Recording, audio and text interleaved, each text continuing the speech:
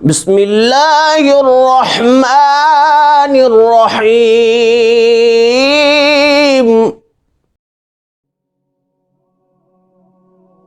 آج ہم گفتگو کریں گے تیمم کے حوالے سے۔ اللہ تبارک و تعالی ارشاد فرماتا ہے وَإِن كُنتُم مَرْضَىٰ أَوْ عَلَىٰ سَفَرٍ أَوْ جَاءَ أَحَدٌ مِّنكُم مِّنَ الْغَائِطِ أَوْ لَامَسْتُمُ النِّسَاءَ، جب تم مریض ہو، حالت مرض ہو، بیماری میں ہو، اور اس وقت تمہیں ڈاکٹرز وغیرہ نے منع کیا ہوا ہے کہ پانی نہیں لگانا، وضو نہیں کرنا، ورنہ تمہاری بیماری بڑھ جانے کا یا اس سے تمہیں مر جانے کا اندیشہ ہے، تو اس وقت ظاہر ہے پاک تو ہونا ہے، نماز پڑھنی ہے، تو آپ وضو کیسے کریں گے؟ بندہ مریض ہے، بندہ بیمار ہے، کئی مرتبہ ایسا ہوتا ہے، تو سنیے اس کے حوالے سے بھی وَإِن كُنتُم مَرْضَىٰ أَوْ عَلَىٰ سَفَرٍ، یا بندہ مسافر ہے، سفر کر رہا ہے اور کہیں جا کے دیکھا ابھی پانی نہیں ہے اور اب نماز کا ٹائم ہے، تو وہ کیسے وضو کرے گا؟ وضو کے لیے تو پانی ہی نہیں، تو اس کے لیے کیا آرڈر ہے؟ یا وہ بندہ جو قضائے حاجت کے لیے آیا ہے اور اب پھر اس کے بعد اس کے پاس پانی نہیں ہے کہ وضو کر کے نماز پڑھے، تو اب کیا کرنا چاہیے؟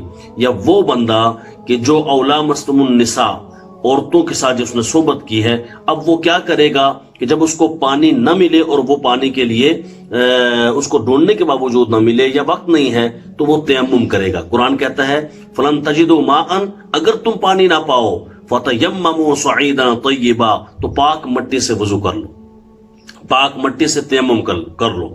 کیسے تیمم کرو؟ فَتَيَمَّمُوا صَعِيدًا طَيِّبًا فَامْسَحُوا بِوُجُوهِكُمْ وَأَيْدِيكُمْ مِنْ، اپنے چہروں کو دو اور اپنے ہاتھوں کو دو۔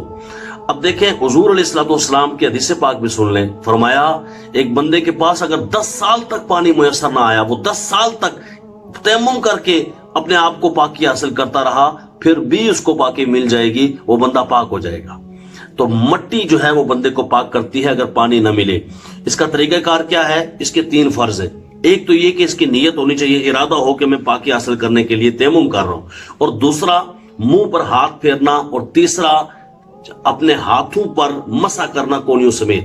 اب اس کا طریقہ کار یہ ہوگا کہ بندہ نیت کرتا ہے، پھر بسم اللہ الرحمن الرحیم پڑھے، اس کے بعد سامنے مٹی ہو، اس مٹی کے اوپر ہاتھ مارے، ضربے مارے 3 مرتبہ، آگے پیچھے ہلائے، پھر اس کے دیکھے کہ اگر مٹی زیادہ لگ گئی ہے تو اس کو جھاڑ دے، اپنے انگوٹھوں کے جو جڑیں ہیں ان کو مار کے تو وہ ایسے کر کے جھاڑ دے تاکہ زائدہ مٹی جو ہے وہ گر جائے۔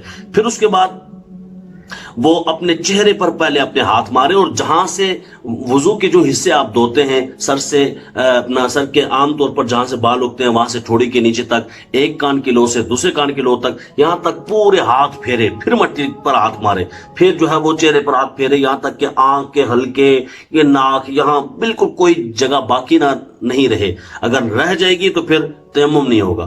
پھر اس کے بعد پھر ہاتھ مارے اور جھاڑ لے، مٹی زیادہ لگ گئی ہے، پھر اس کو ہاتھ پھیرے، اپنے کونیوں سمیت جو ہے وہ ہاتھوں پر مسح کرے، پہلے دائیں طرف پھر بائیں طرف، اور کوئی جگہ خشک نہ رہے۔ داڑھی کا بھی خلال کرے، مٹی نہیں داخل کرنی، ہاتھ مار کے داڑھی کا خلال کرنا بھی ضروری ہے، وہ بھی کرے، اور ہاتھوں کی انگلیوں کے درمیان جو ہے وہ بھی خلال کرے تاکہ کوئی جگہ باقی نہ رہے۔ انشاءاللہ اس طرح اس کا تیمم ہو جائے گا۔ اور غسل بھی کرنے کا یہی طریقہ کار ہے، تیمم وضو بھی تیمم کرنے کا یہی طریقہ کار ہے، اور غسل میں بھی تیمم کرنے کا یہی طریقہ کار ہے۔ امید ہے کہ آپ سمجھ گئے ہوں گے۔ اور مٹی کی جنس سے کوئی بھی چیز ہو اس پہ آپ غسل تیمم کر سکتے ہیں، مثلا دیوار پہ ہاتھ مار کے بھی کر سکتے ہیں۔ اللہ کریم یہ مسائل تیمم بھی سمجھنے کی توفیق عطا فرمائے۔